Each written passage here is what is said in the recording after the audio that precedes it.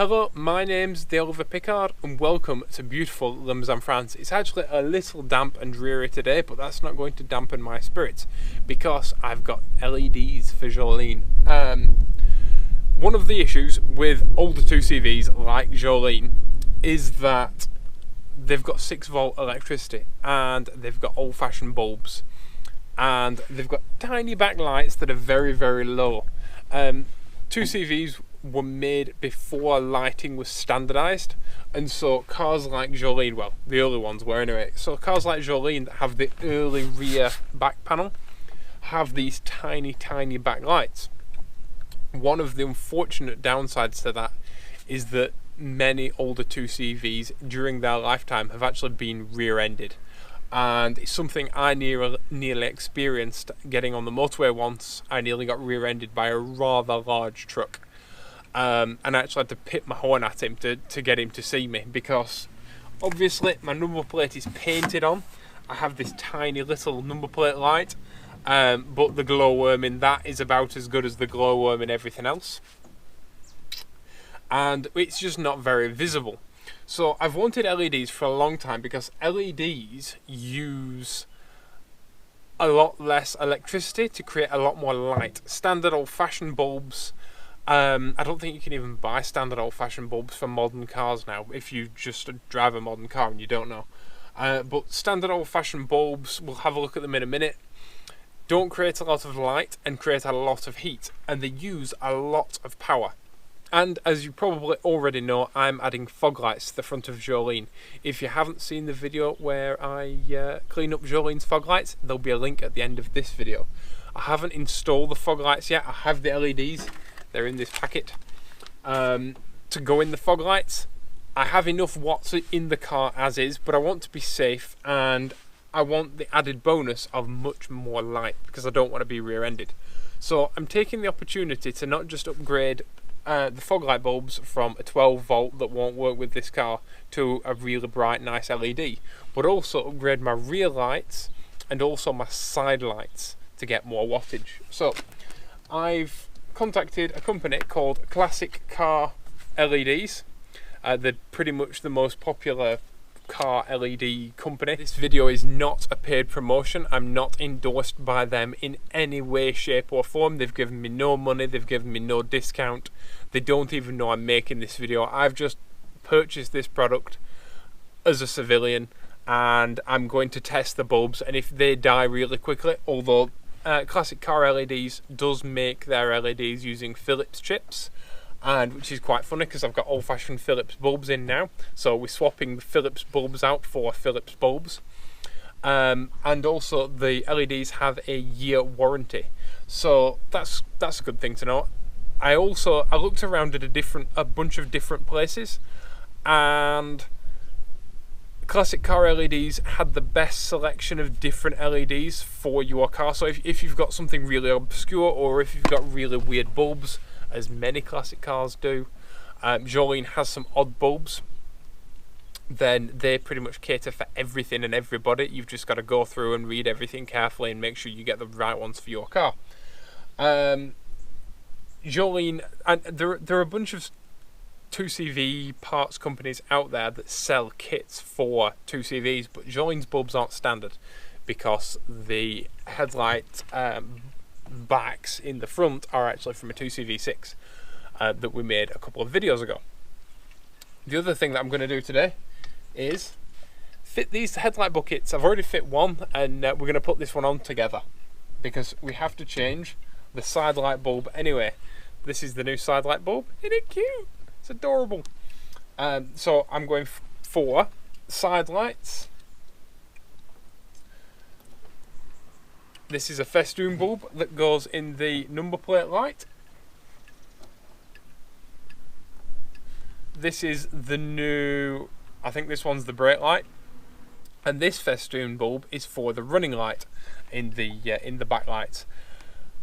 Classic Car LEDs do recommend that you use red LEDs in red brake lights because of the waveform that the LEDs produce. So I've gone with their recommendation and purchased red for the back, except for the number plate light, which is white. But yeah, that's about it. I'm not going to fit indicators in Jolene that are LED, and I'm not going to fit headlight bulbs. The reason that I'm not going to fit indicators is because to make that click sound, the indicator needs resistance, and that requires a bulb that draws quite a bit of power. If you do fit LED indicators, you've got to fit a separate little solenoid that makes the click with much less resistance, and one of my favourite things about 2CVs is the sound of that click.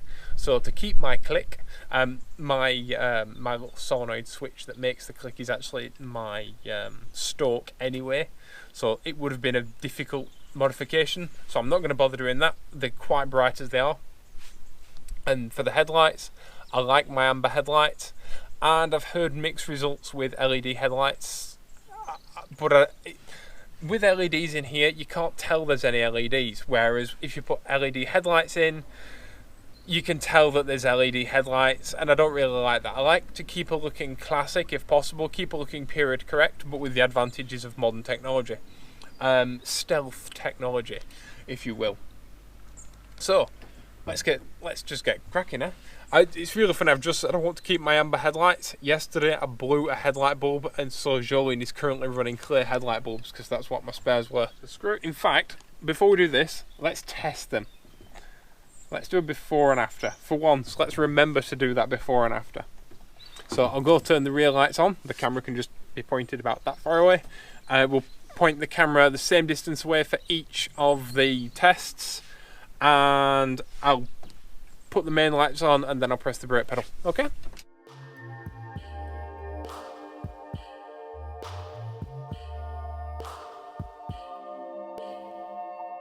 So as you've seen, they're not very not very effective. Like I say, it's like a little glowworm. It's like driving by a birthday candle. So we're gonna get rid of these. Well, I'm gonna keep them because they're cool, but we are going to remove these. So just pop that down. And you don't need to remove this fully. I will say though, it is worth cleaning the inside of this lens, because 2CV rear light lenses can periodically pick up dust over time, and I've actually opened them before and they've been completely full of dust. And check out these lights now. How cool are they? So these are old-fashioned Philips bulbs, and they just pop out like that, and they're actually, I don't know if you can see this, but they're actually patterned in the glass. And that's our old bulb, and this is our new bulb. And what's quite funny is these are CE approved, and I bet these aren't. These are 15 watt. So they're not the world's dimmest bulb, but they're not good either. And now what we're going to do, I'm just going to put these like that. Press, turn, and it's in. To this one now. I have to remember which one is which. So as you can see, they're the same size. This is actually quite a loose fit, this bulb. It tends to rattle around a bit, so it was a bit rubbish. And this is 6 volt 4 watt, so that sucks.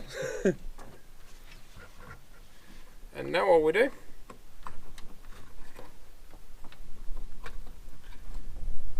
just pop it back in like that, and we're done.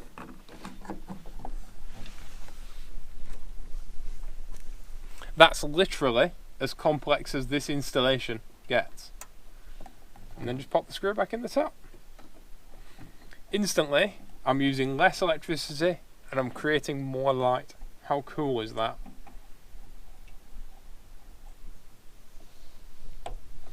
Okay.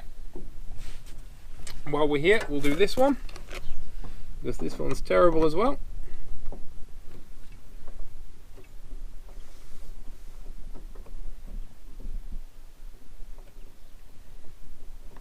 These lights are beautifully easy to change. There we go. Pop that off there. Same again. One of these Philips bulbs with patterned glass. And our new Philips LED. Sorry, I've got rust proofing stuff on my hand from doing the headlights. But you can, like, this is the difference with 50 years of technology. More than 50 years of technology.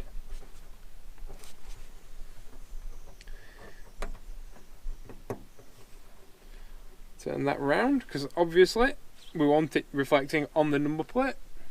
Yeah, these bulbs, I mean, the technology didn't change from the 1920s. I mean, there was the super old-fashioned technology. They get really hot. It's amazing how hot they actually get. Although I have to say, these are still working. So I'm going to keep them. They will be my spares, just in case.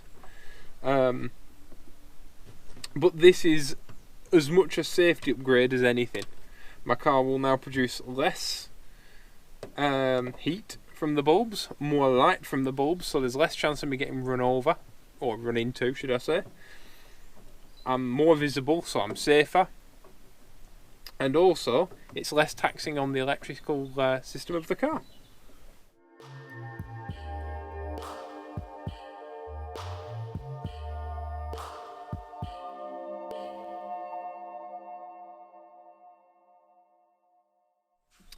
Okay, so if you're not actually going to change the bucket, it's a really simple process to change the bulb, the side light bulb in a 2CV. You simply unhinge this little top here, it's just a little spring clip, and then you pull the little side light out and change your bulb. It's as simple as that, and it's just a little press fit bulb. I will say that these LEDs, let's have a look at both bulbs and I'll show you properly. This is the old bulb and this is the LED, and I don't know if you can see, but that is a much stronger casing than this LED. It's a tiny bulb and it's not very strong. So if you have a classic car that has oxidized spring fittings, like these are push and turn fittings, make sure that they are functioning order, because the last thing you want to do is push that in and actually damage the back of the LED. Like I say, I've just noticed that they aren't super strong, not as strong as the originals anyway. These side light bulbs will just push straight in, even if it's a stiff fitting. But it's definitely worth checking before you put these in, that your actual fitting that you're putting your bulb into is in good condition. It's just something that I've noticed along the way. It's not a criticism of the LED itself, it is a little bit, but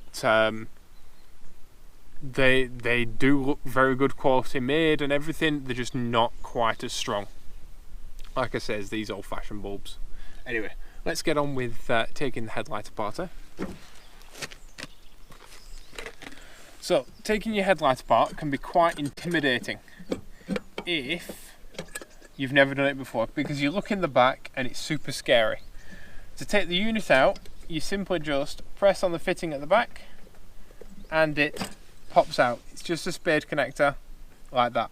If you have an earlier headlight, you'll have to turn it and it releases that way. We'll now take the side light out, and all these wires can look very scary. I'm just going to put this nice and safe because I spent a long time making these the other day, and I'm rather proud of them. As you can see, Jolene has clear bulbs in at the moment. I'm not a huge fan of the clear bulbs, but I don't have any yellow ones in stock at the minute. Okay, so like I say, it can be quite intimidating to take your headlight apart, especially for the first time. Luckily, we've all got one of these. We've all got a phone, and that phone has a camera. So what I'm going to do is I'm going to take a couple of photos of the actual wiring setup and what's connected to what. This has actually come off here, which that's not good, but I can actually know what's what. So now I know, when I put it all back together again, that I have an image of what it all should look like, because it's all colour coded and you know what goes where roughly. There are two blue wires here, well, two blue connectors on a grey wire, but this top grey wire I know has a little green ferrule on it. It's a little green piece of tubing. If you have identical wires, a lot of classic cars end up with identical wiring, unfortunately. A lot of this isn't 2CV wiring, it's kind of been spliced in by previous owners. And that happens with a lot of classic cars. They get wiring that's spliced in, and I once had a boat, and all the wiring on my boat was red. Every single wire on the entire boat was red. It had been rewired completely with red wire, and absolutely no indication of what was positive and what was negative and what went where. That was a difficult couple of weeks rewiring that thing. But fortunately, we've all got multicolours here. Like I say, we're not doing anything drastic, we're just taking it apart and putting it back together again. So if you have two identical wires, just with like a piece of masking tape, you can write top on it or something like that, and just pop it on, and you know that that one's the top one of the two identical wires. I would take it off afterwards. Don't forget, don't leave it on, because obviously headlights can get quite hot. So we're just going to disconnect all the fittings. That's an original 2CV fitting. This top one isn't though, and it's rather tight. Okay, so now I've just got to get this nut undone here. On a lot of 2CVs, this screw fitting here isn't a screw fitting. If you're using old, like new old stock parts, it'll either be a hole if you get it out of a box, or if it's off a car from a scrapyard or something like that, they will have a cable on that's riveted on, and that's the earth cable for that headlight. One of the easiest methods to remove that is to actually just cut it off, and then what you'll have to do is you'll have to put a screw in from the back. But it does make your headlight assembly easier to remove. Just don't lose any split washers or anything like that. Okay, so now I've got it all apart, I have to remove this screw because I'm going to use this screw on the new headlight fitting, and then I have to remove the bolt from the back. Simply just loosen the bolt underneath. The bolt is brass, but if the car's been sat for any length of time, just give it a squirt with some WD-40 or some such other product that does WD-40 stuff. I do love the smell of WD-40. Reminds me of being a child. That's how you know you're in a car in a car family. There we go. Right, so we have a split washer that stops it coming apart. We have like a round washer, and we have a brass nut. And the fitting in these is brass, so it tends not to jam, but pop the cable out. Now then, if you get to this point and it's difficult to pull the cables out, don't drop my spanner. Don't pull them all at once, because you'll end up pulling ends off cables. It's easier if you put them through just one at a time. I usually go shortest to longest, so just pop them through one at a time like that, and you'll get them all through no problem without tearing the rubber gaiter. You probably can't see very well because I have very big hands, but there you go. Boop. And this is all overspray. Obviously these headlights are from a 2CV6 at some point because they're beige, not green, and they should inside, and they should be green inside if they were original to the car. This is one of the reasons I'm not too fussed about changing these and putting on some from a H-van, because the H-van ones are actually more original. Now then, we know these are H-van headlights because they're silver, and only super early 2CVs are silver, and they don't use these headlights. So before I put the headlight on, I'm going to feed the wires through. It just makes it easier than doing it once you've put the headlight in situ. You can take your time, which is the longest one. It really does help if you do longest to shortest, and just pop them through one at a time like that, and then move the other ones to the side inside the headlight, and then pop the other one through, and then move them aside. And then the last one is the most difficult, but a little bit of wiggling and it will just pop through like that.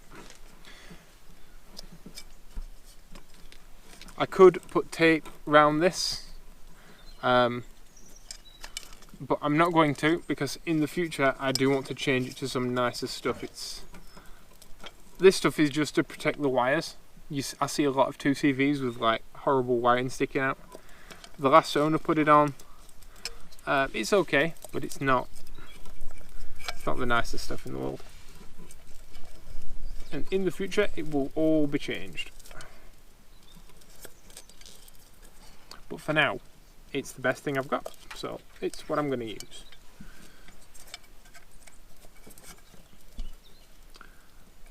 Get in. It's like trying to push a Chinese finger trap through a hole. There we go, and we're in. Hey, it would have been easier if I'd remembered to do this beforehand, but I've got to put the screw back in the base. Now this was a riveted earth wire, so don't drop it. So I've had to drill out the brass rivet slightly, but it's not a bad thing because it will give me a really good earth connection. And a faulty earth wire is one of the reasons your headlights may not be working.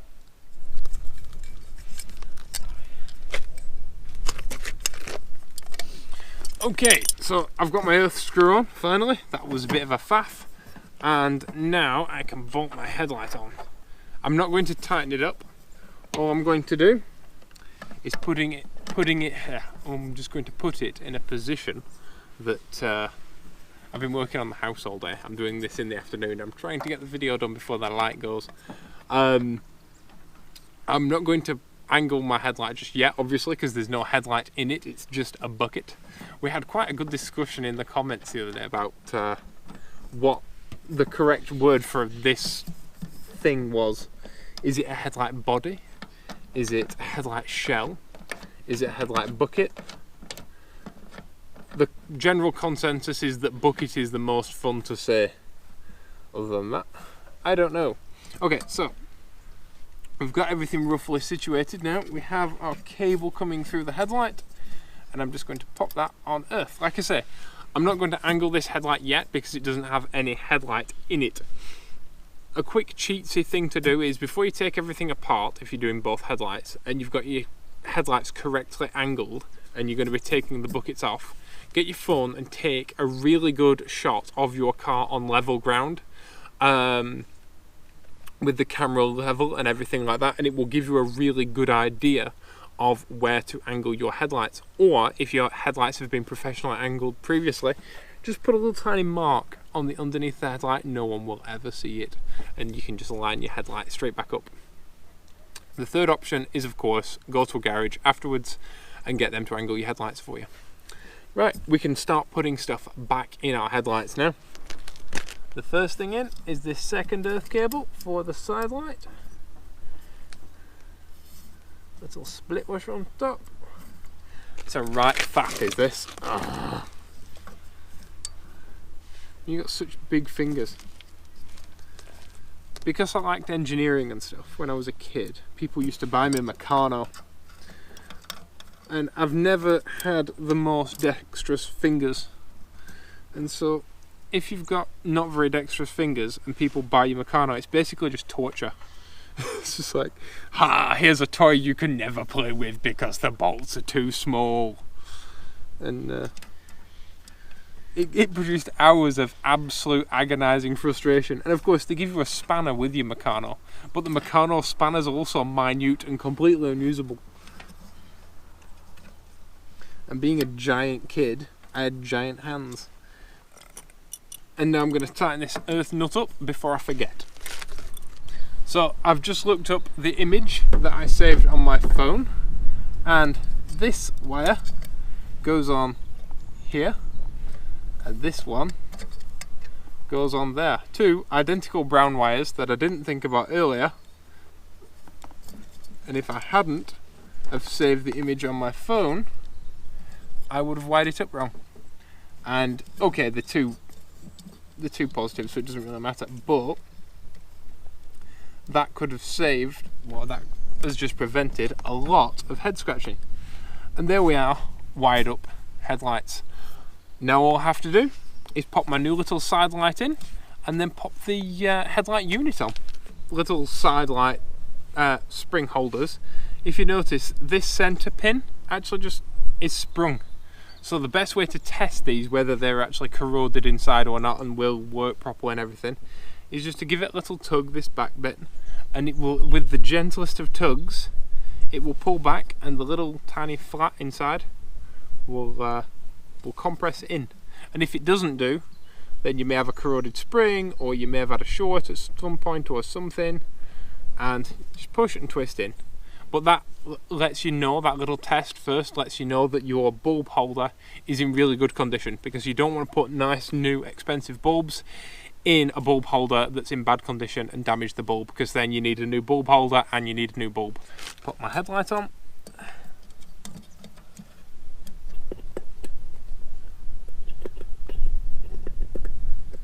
Headlight goes on like that. Side light just goes in there. The little tooth lines up with the hole, and you need to give it a wiggle and a click. Right. Now, as you can see, is the time to tighten this headlight up, because I can now check the angle and I can now maneuver it where it needs to look at and figure everything out. So I'm going to take a couple of minutes just checking my photos and stuff, and then I'm going to tighten this up, and then we'll see what she looks like. But I think she looks pretty flipping cool. Check this out.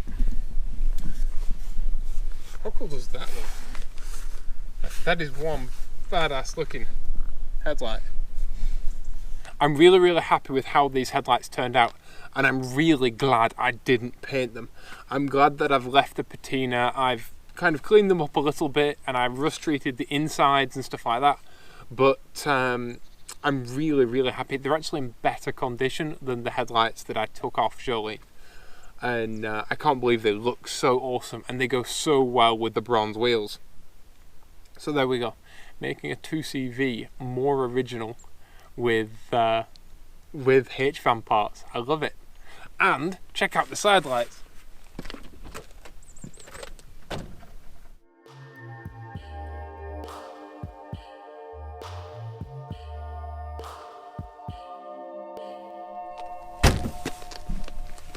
There we go, much brighter. In fact, these little bulbs are nearly as bright as my headlight bulbs now.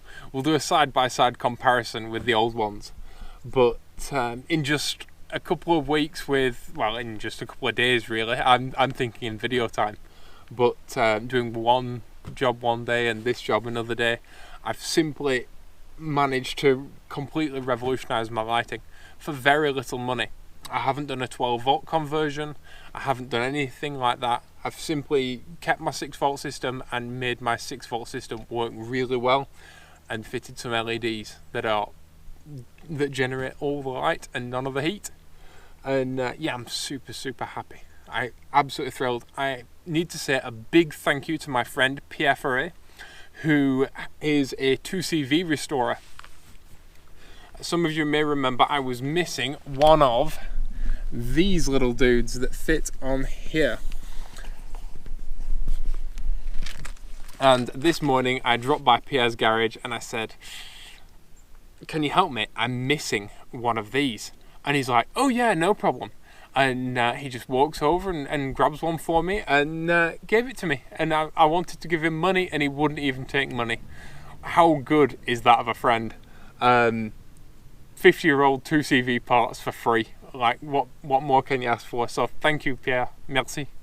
And to everyone else who's watched this video, I hope you've enjoyed it. I hope that it makes a good video, because I'm very tired. I've been working on the barn all day.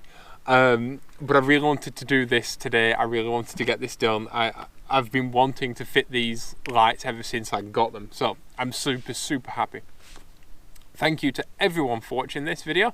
If you like this video, don't forget to share this video with your friends. I'm a tiny little YouTube channel. I'm just getting started and I need your support. I don't want your money. I just want your support to help this channel grow and help our community grow.